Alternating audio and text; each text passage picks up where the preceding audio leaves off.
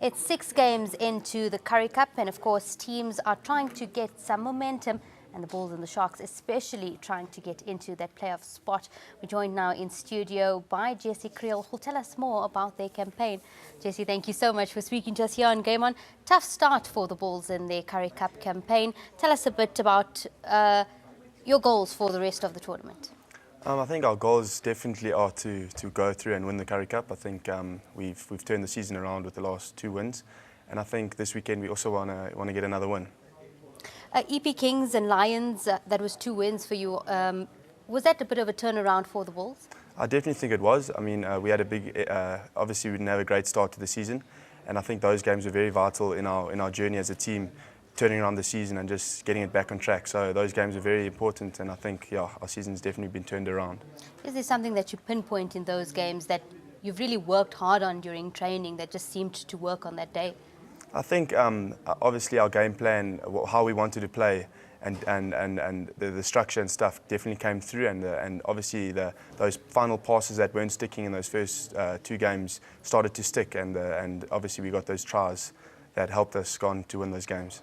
Now the Sharks love to take that ball wide. Of course, the back line's got to be quite strong. Has that been something you've been working on in training? Yes, definitely. I think the Sharks play a very expansive, attractive style of rugby, and I think we've definitely had a look at that during this week, and we'll have to counter it this weekend.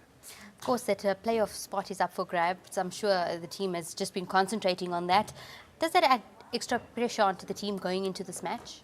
Obviously, there's pressure in every matches. I think our main focus is just to focus on the game this weekend, and not to focus on the games that are coming. So our main focus is just all on the Sharks this weekend, and we just want to win. I mean, from Super Rugby to the Currie Cup, the Bulls' breakdown has improved quite a bit. Deon Stegman is obviously not there for this game, and he was key to that. Is it going to be a big loss for you guys?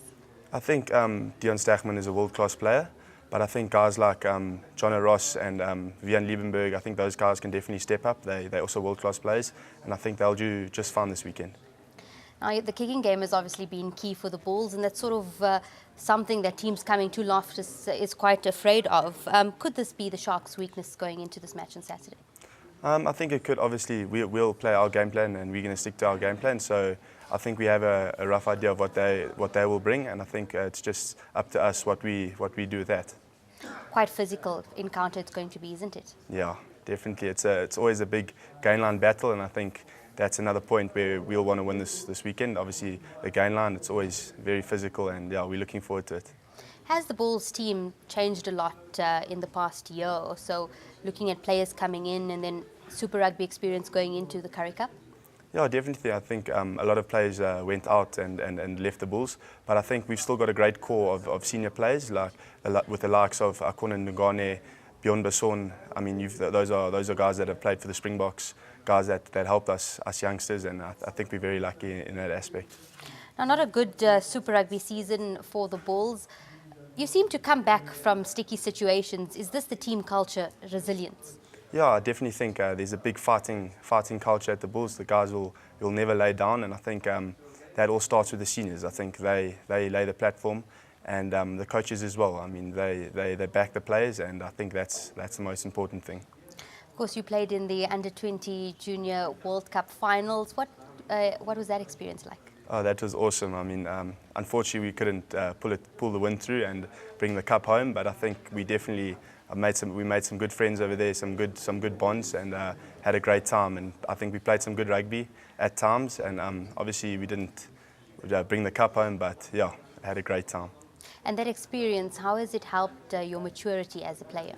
Definitely. I think if you look at guys like Jan Serfontein, Jacques du Plessis, Andre Pollard, I think definitely it's a very high level of rugby, and I think it's helped a lot of us mature, and you can see a lot of the guys playing Currie Cup level now, and I think it's obviously Currie Cup's a step up, but it's definitely helped in the process. And of course, do you think this has actually been the Springbok success, the fact that we have such successful junior teams, and even some of those players that have the ability, like Andre Pollard, to play in the Springbok senior team? Definitely. I think the Davy Turon and his coaching staff were on the same wavelength as the senior Springbok coaching staff, and I think that helps with making that step up, and I think that's that's been the success, and I think it's definitely contributing towards the success of the Springboks.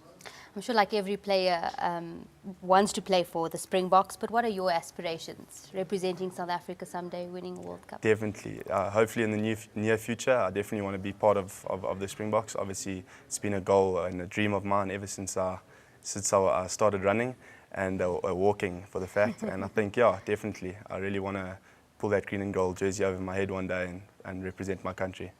Of course, last 2 games left in the Rugby Championship. Is New Zealand unbeatable? No, we can definitely take them. I think we'll beat them at Ellis Park.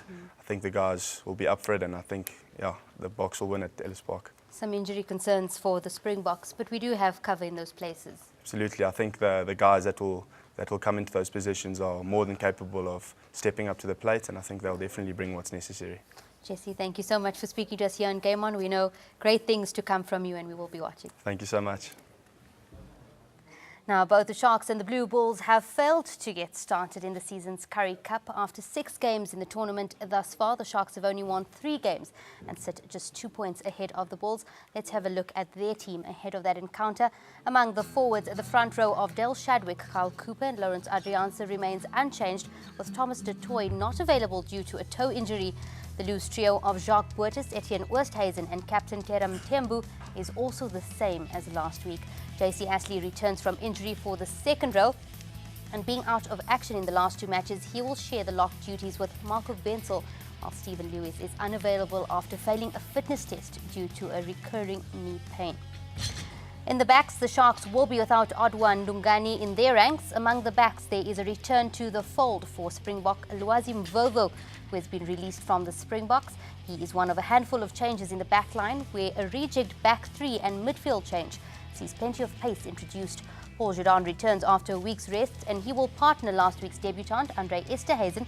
Mvovo Spura Sitole will play on the wings, with SP Mahreen completing the back 3.